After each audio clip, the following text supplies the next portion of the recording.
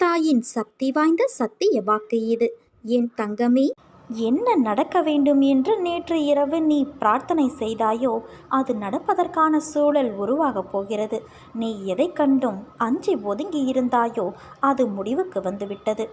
துணிவே துணையாக நீ புதிய முயற்சிகள் செய்ய போகிறாய். உன் முயற்சிகள் வெற்றி தரும்.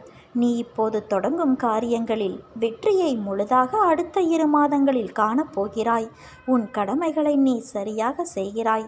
அதை உணராமல் குறை சொல்வது சிலரின் இயல்பு. அது உன் முன்னேற்றத்தை தடுக்காமல் பார்த்துக்கொள். உனக்கு நல்லது நடக்கப் போகிறது. உன் வாழ்க்கையில் நீ சிந்திய அத்தனை கண்ணீருக்கும் நான் கொடுக்கும் சீதனமாய் உனக்கான எல்லா அம்சங்களும் நிறைந்த எதிர்காலம் காத்து கொண்டு இருக்கிறது. நடப்பது அனைத்தும் நன்மைக்கே என்று நினை. நிச்சயம் நீ பூரண ஆசீர்வாதம் பெறுவாய். நான் உன்னை விட மாட்டேன். என் குணநலன்களை, என் மகிமைகளை, என் லீலைகளை எப்போதும் நினைப்பவர்கள் தாமரை மலர் மீது வண்டு மொய்ப்பது போல அவர்கள் என்னிடமிருந்து பக்தியை வளர்த்து கொண்டே இருப்பார்கள். நீ நீயாக இரு. யாரையும் சார்ந்திருக்காதே. உனது வாழ்க்கையை நிர்ணயம் செய்தவள் நான். முதலில் நீ அனுபவித்து வந்த வாழ்க்கையும் சரி, இப்போது நீ அனுபவிக்கும் வாழ்க்கையும் சரி, இரண்டுக்கும் உள்ள வித்தியாசத்தை முதலில் உணர்ந்து கொள்ள முயற்சி செய். இப்போது அனுபவித்து வரும் அத்தனையும் நான் உனக்கு அளித்த ஆசீர்வாதம். எப்போதும் கவலை வேண்டாம். எதை அனுபவிக்க வேண்டுமோ அதை நீ அனுபவித்து விட்டாய். கடந்து வந்த பாதையில் நீ பார்க்காத துயரங்கள் இல்லை, ஏமாற்றங்கள் இல்லை. நீ விரும்பிய வாழ்க்கையையும் என்னால் மட்டுமே உனக்கு திரும்ப வழங்க முடியும். நீ வருத்தப்பட்டது போதும் குழந்தையே. உன்னை பார்த்து விலகியவர்கள் தேடி வரும் நேரம் இது. உன்னை தூற்றி பேசியவர்கள் தன் தவறை உணர்ந்து தேடி வரும் நேரம் இது. எதற்காகவும் எப்போதும் அஞ்சாதே. நான் உன் முன்னே அமர்ந்து கொண்டு இருக்கிறேன். நான் இருக்கும்போது நீ எதற்காக கவலைப்படுகிறாய்? தேவையற்ற குழப்பங்கள் வேறு. இதனால் நீ அதிக வருத்தத்தோடு இருக்கிறாய். உன்னை தினமும் வழி நடத்தி செல்லும் நான் அனைவரும் வியக்கும் வண்ணம் வாழ்க்கையில் உன்னை உயர்த்த மாட்டேனா? நிச்சயமாக நடத்தி காட்டுவேன். பொறுத்திருந்து பார். அன்பாக பேசு, அரவணைத்து பேசு. கோபம் கொடியது. அதை விட்டுவிட்டு என்னை பார், என் கண்களை பார். என்னை சரணாகதியடைந்தால் நான் உன்னை பாதுகாப்பேன் குழந்தையே. நீ எவ்வளவு தூரம் சென்றிருந்தாலும் உன்னை இழுத்து கொண்டு வந்து என் 2 உள்ளங்கைகளில் வைத்து பொக்கிசம் போல பாதுகாப்பேன்.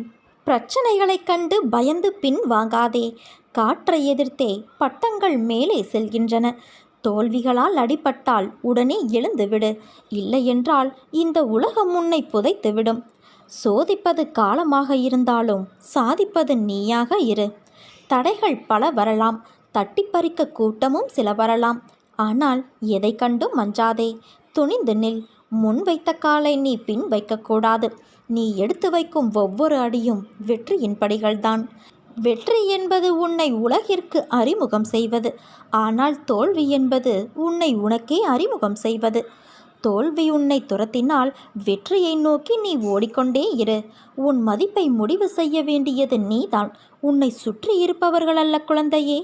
உன்னையே நீ நம்பு. ஒரு நாள் நிச்சயம் உயர்வடைவாய். தோல்வியிடம் வழி கேட்டுத்தான் நீ உன் வெற்றியின் வாசற்படிக்கு போக முடியும். நாளைய வாழ்க்கையை சிறப்பாக மாற்றுவது இன்றைய எண்ணங்களும் செயல்களும் தான் என் குழந்தையே. உன் வாழ்வில் சவால்கள் இல்லை என்றால் நீ வாழ்க்கையில் முன்னேறவில்லை என்றுதான் அர்த்தம். எதுவாக இருந்தாலும் சரி, மூழ்கி விடாதே. மிதக்க கற்றுக்கொள். உன் வருங்காலத்தை பற்றி நீ கவலைப்படாதே.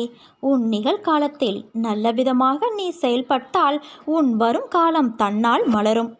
இறந்த காலமும் எதிர்காலமும் உனக்கு வேதனை ஏற்படுத்த முடியாது. ஏனென்றால் அவ்விரண்டும் இப்போது இல்லையே. நீ வேதனைப்படுவது உன் நினைவுகளாலும் கற்பனைகளாலும் தான்.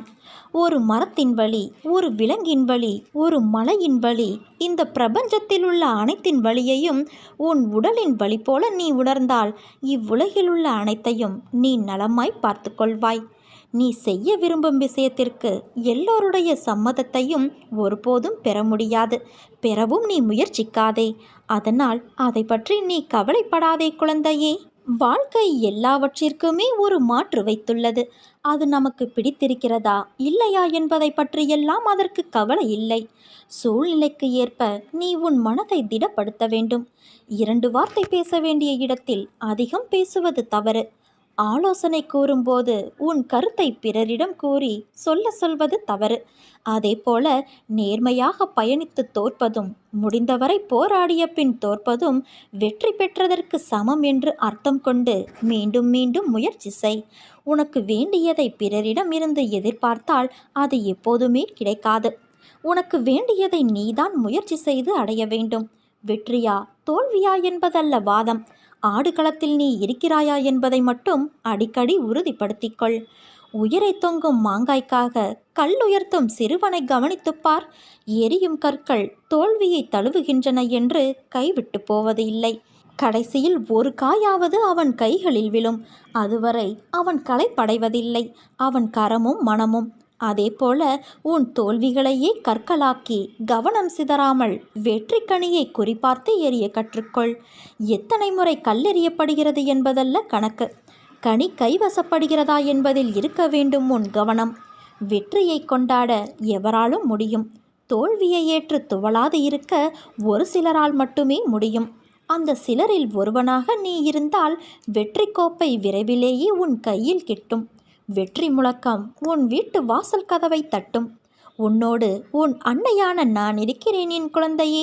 இந்த உலகம் உன்னை கைவிட்டாலும், உறவு உன்னை வெறுத்தாலும், பெற்ற பிள்ளைகளை பகைத்தாலும், அக்கம் பக்கத்தினர் உனக்கு எதிராக மாறினாலும் நான் எப்பொழுதும் உனக்காக என்றும் என்றென்றும் ஆதரவாய் இருப்பேன். என் தங்கமே, நான் ஒருபோதும் எதையும் விலையில்லாமல் இலவசமாக பெறுவது கிடையாது. சீர்தூக்கி பாராது நான் யாரிடமிருந்தும் தட்சிணை பெறப்போவது இல்லை. எதிர்காலத்தில் கணிசமான அறுவடை செய்வதற்கே நீ இப்போது கொடுப்பதன் மூலம் விதைக்கிறாய். அதை நன்றாக நினைவில் வைத்துக்கொள். உன் வாழ்க்கையில் இதுவரை ஏற்பட்ட சோதனைகள் அனைத்தும் விலகி நன்மைகள் நடக்கும். வாழ்க்கையில் நீ கடக்கும் தூரம், சந்திக்கும் சூழ்நிலைகள் எல்லாம் இன்னும் நிறைய இருக்கும்போது நீ ஏன் இப்பொழுது இருக்கும் சூழ்நிலையிலிருந்து வெளியே வர மறுக்கிறாய்? உன் வாழ்வில் இன்னும் வியப்பூட்டும் அனுபவங்களும் ஆர்ப்பரிக்கும் சந்தோஷ உணர்வுகளும் நிறைய இருக்கிறது. அதையெல்லாம் நீ அனுபவிக்க வேண்டாமா? உலகில் தினமும் ஏதோ ஒரு வகையில் ஒவ்வொருவரும் அவமானம், ஏமாற்றம், தோல்வியுற்றதால் ஏற்படும் வேதனை, வலிகளை அனுபவித்து வருகின்றனர். வாழ்க்கையில் வெற்றி பெற நம்பிக்கையோடு இவற்றையெல்லாம் நீ எதிர்த்து போராடத்தான் வேண்டும். உன் வாழ்க்கை சோதனைகள் நிறைந்து மட்டுமே இருக்கும் என்று நீயே முடிவு செய்யாதே. ஒரு செடியின் அடித்தளம் திடமாக இருந்தால்தான் ஆரோக்கியமான மரமாய் அது உயர்ந்து நிற்கும். அதே போலத்தான் உன் வாழ்க்கையிலும். இதை மனதில் கொண்டு நீ செயல்படு. பிறர் உன்னை உதாசீனப்படுத்திய நிமிடங்கள், துரோகம், வஞ்சகத்தால் நீ சிந்திய கண்ணீர் அனைத்தும் வண்ணமயமான வெகுமதிகளாக உன்னை வந்து சேரப்போகிறது. இனிமேல் எல்லாம் ஏற்றம்தான். இது உன் அன்னையான என்னுடைய சத்திய வாக்கு. உன் வாழ்விலும் வெற்றிகள் குவியப் போகிறது குழந்தையே. கலங்காதே, நான் இருக்கிறேன். நல்லதே நடக்கும். இனி உன் வாழ்வில் என்றுமே ஏற்றம் மட்டும்தான். உனக்கென்று நிர்ணயிக்கப்பட்ட உன் கடமையை செய்.